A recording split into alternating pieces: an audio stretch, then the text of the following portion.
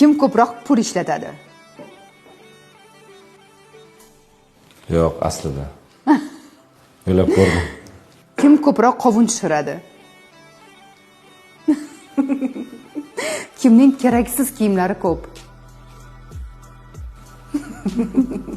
Kim tavakkalchi? Kimning xotirasi past? Men bilsam kerak. Kim jahlda o'zini nazorat qila olmaydi? Mayli, pas ketaman. O'zaro janjallarni ko'proq kim birinchi boshlaydi? Janjallanimi? Kim o'zini ko'proq yaxshi ko'radi? Men конечно. Kimning muammosi ko'p? Har holda men kiyim tikaman, ular uy quradilar. Kim birinchi kechirim so'raydi?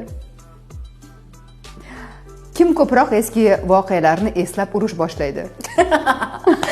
Eski voqealarni eslabmi? Umuman. Kim bir-biriga pochkasini bera oladi?